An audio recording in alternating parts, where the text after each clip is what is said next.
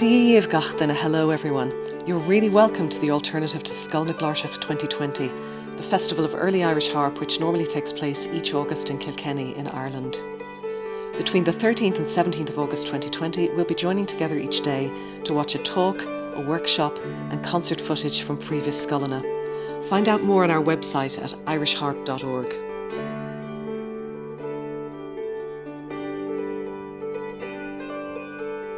Okay, so this is our 15th and final event for Scoil na gCláirseach 2020. We hope you've enjoyed these archive presentations and that we might even have the pleasure of accompanying Kilkenny some August yourself. Many thanks to all our supporters who've made this festival alternative possible, most notably An Comhairle Ealaíon, the Arts Council of Ireland, gCláirseach Éireann, Harp Ireland, who sponsored our concert footage, and our many individual supporters who make our work possible. Thank you all. Míle maith agah ar fad. Slán anois.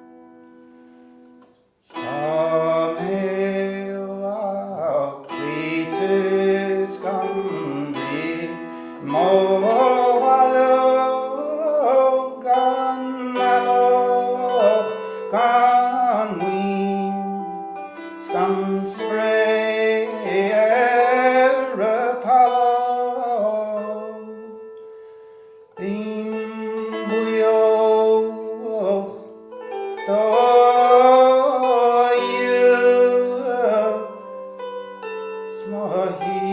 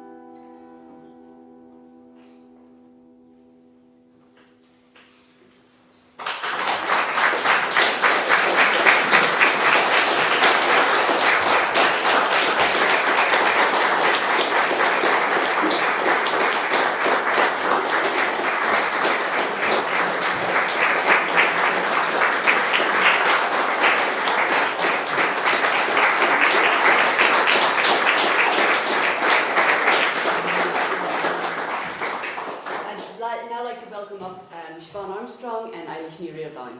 So Dave, you're all very welcome. It's lovely to be here. I have to say it's pretty amazing to hear a man sing Scoil in Irish with an early Irish harp. Yeah. That's really a special thing. We haven't heard that in quite a few hundred years, so thanks, Mícheál.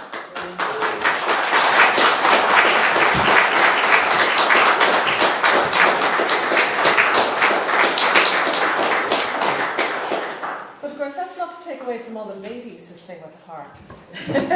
So we hope you enjoy this.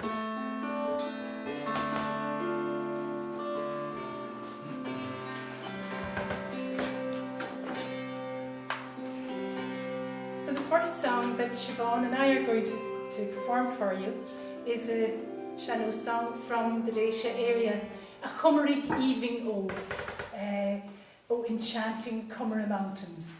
And it should be on the programme, but You don't we don't have it on the programme, so we don't have the translation, so I'll translate a little bit of it. For me, on our own, Alling Seo Ó Mícheál Ó Úntach Ó Rang Ó Gónach I Gúnde Fort Láirge. I got this beautiful local song from Mícheál, who's a wonderful singer who lives in Ring, County Waterford, the little Irish-speaking area just near the town of Dungarvan. She got it from her aunt Eileen McCrae, also from Ring, who has had a store of songs. The song itself was written by Maurice O'Whalon, whose dates were 1853 to 1931. And he was born in Kilkenny, which was on the edge of the Cumra Mountains. And the Cumra Mountains are a beautiful mountain range in County Waterford, just a bit north of the coast. And he became abbot of the Cistercian monastery called Mount Mellery, which is just a little bit north of Cappoquin, town of Cappoquin in County Waterford, in the Knockmill Down Mountains. And the Knockmill Downs and the Cumras are adjoining each other. So the song, it's a beautiful, fairly simple song with a recurring refrain. So you might be able to join in the refrain, you'd be very welcome to, and it'd be really nice. And I'll be teaching this song tomorrow to my Irish song workshop class, so anybody who's coming to that might be interested to hear the whole song and to hear it with the accompaniment on the early Irish harp. So maybe if I just translate the first verse, maybe. Blessings from my heart to your land and your hills, O enchanting Cumra Mountains, and to your pleasant people who are naturally hospitable, O enchanting Cumra Mountains, your bright little streams and your branched woods, your honeyed glens and your clear plains, O love of my heart, all of them there together, O enchanting Cumra Mountains.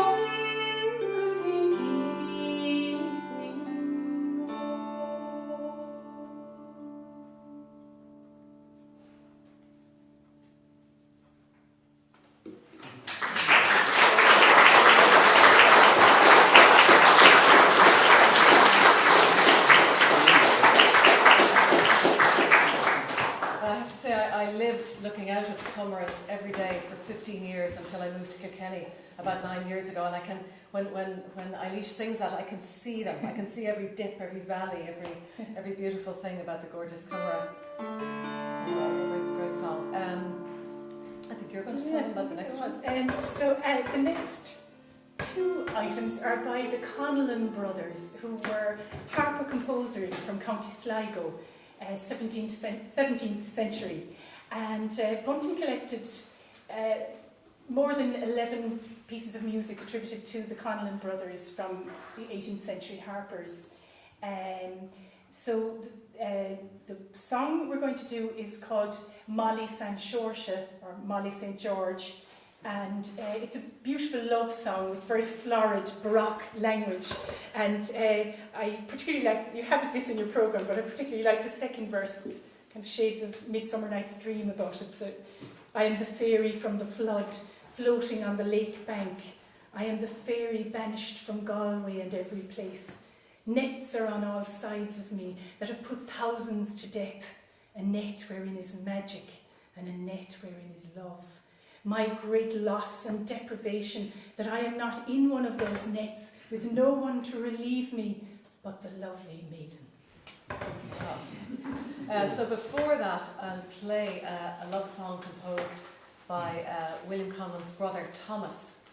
So a very sort of yearning love song. Love songs in Ireland are usually unrequited and sad. You know, the guy hardly ever gets the girl. So this one is Molly McAlpine, Molly Halfpenny, or Molly McAlpin. It's also called in English.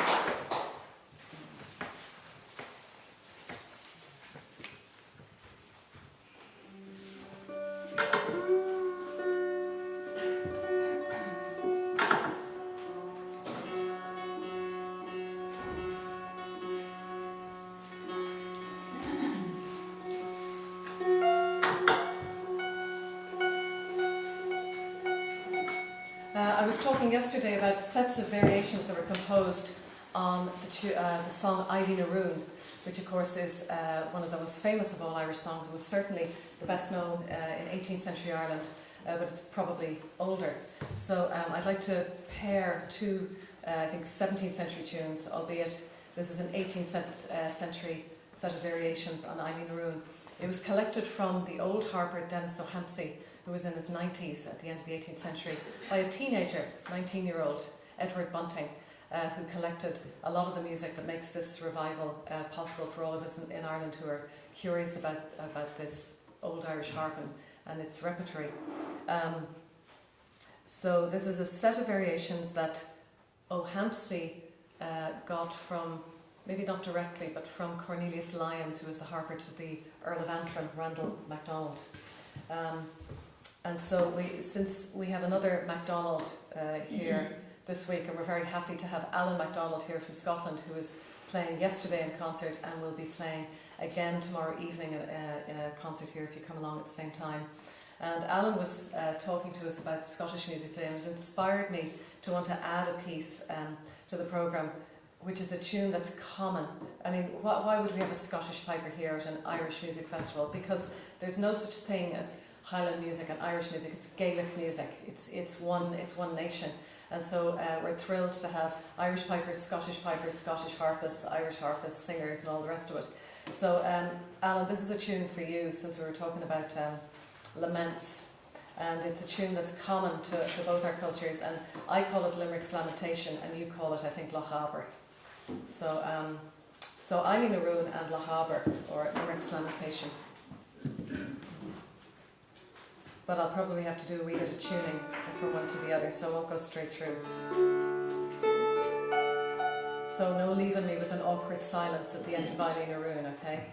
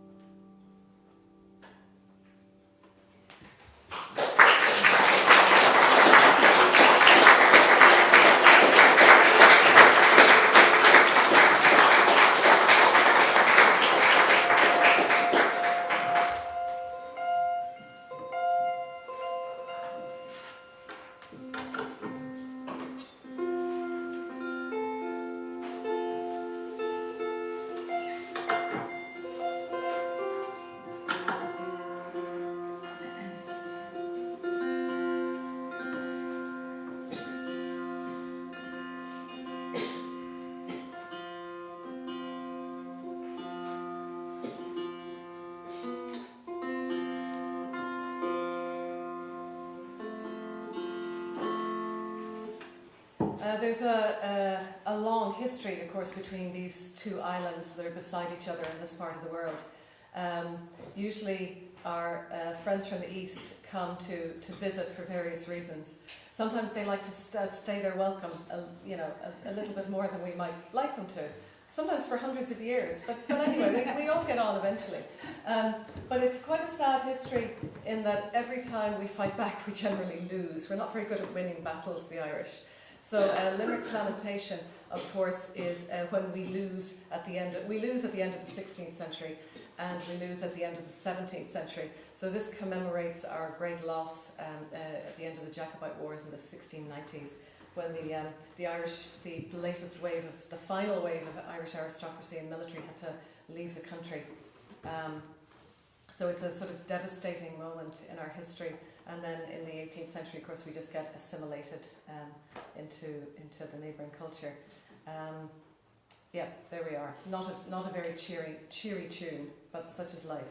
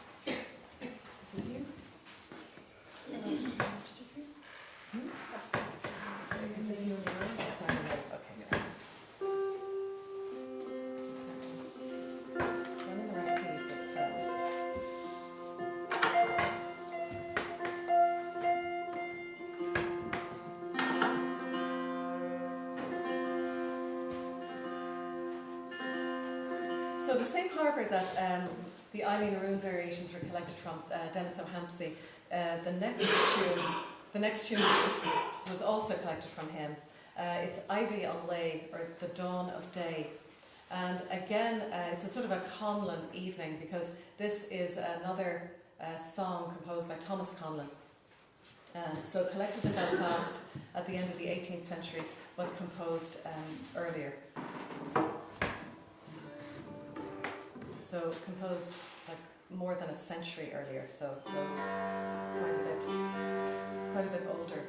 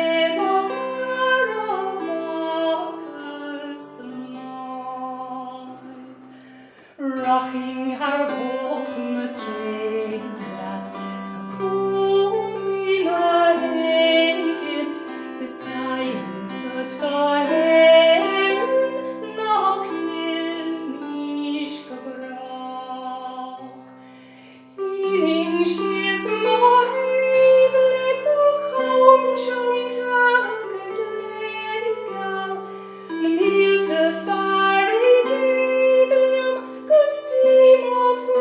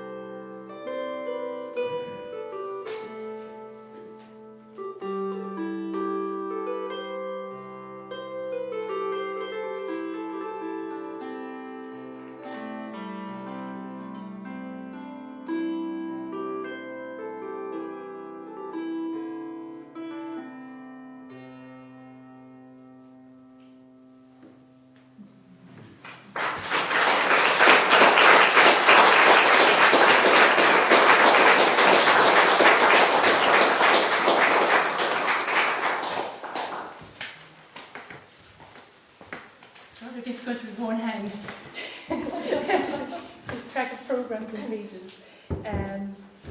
So, next song is a sean-nós song from Ring in County Waterford, and it's called Cé Fort Láirge, Waterford Key. And we're making cúpla versi den an áling seo ó sean-tafada a dhéan Richard de Hindenburg I 1915 I Ryan O'Gonach I going to Fort Láirge. So initially I got a few verses of this song from the singing of Pat Snail or Padraig O'Neill on a very old recording done by Richard de Hindenburg or Hennebury in 1905 in Ring. Those recordings, they were done on wax cylinders, and they were among the very, very earliest recordings of traditional song in Irish. And they are now available to hear on the ITMA, or Irish Traditional Music Archive website. And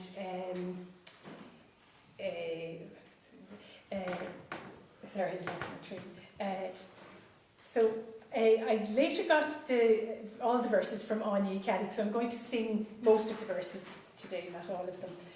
It's an interesting song because the tune of the song is very similar to An Bhain Sin Luachra, a more well-known sean-nós song, and the words of the song have a lot in common with An Gortí Nornan, another well-known sean-nós song. So it's almost an amalgamation, I think, of three songs.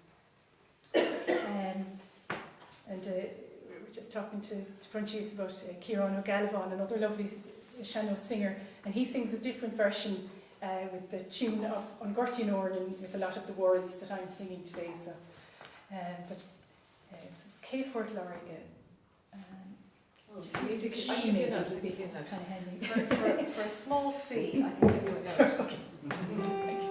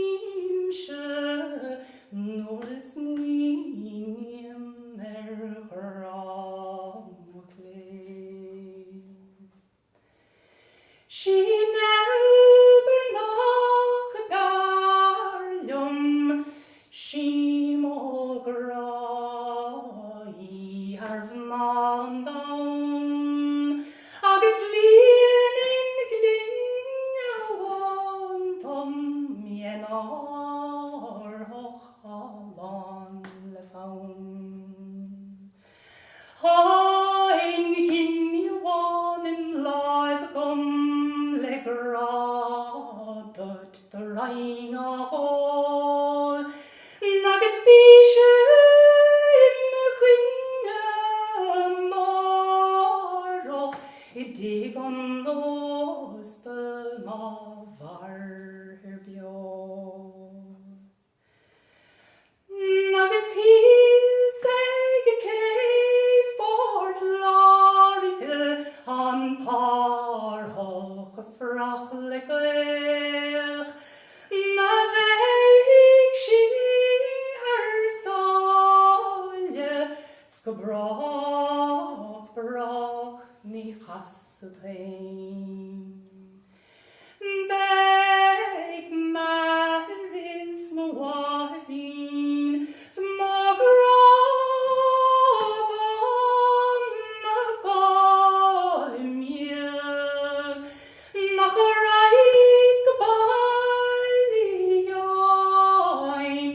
with Kate's law the gwishach lan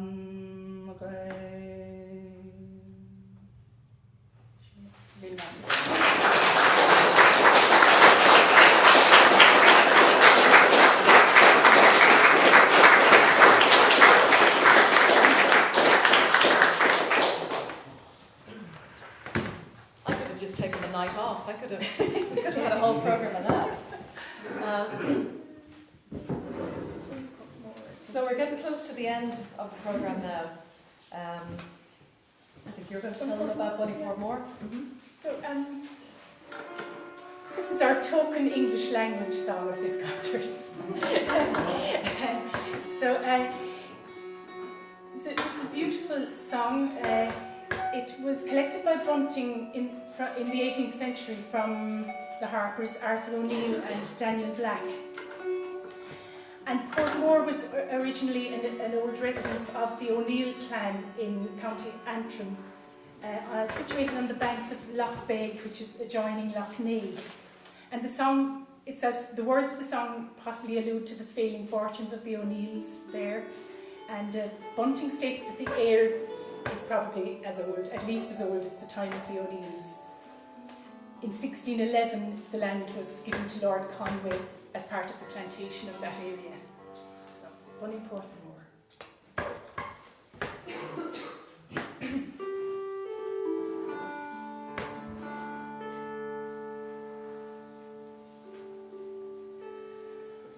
Oh, Bunny Portmore, you shine where you stand, and the more I think on you, the more I think on. If I had you now, as I had once before, all the lords in old England could not purchase Portmore.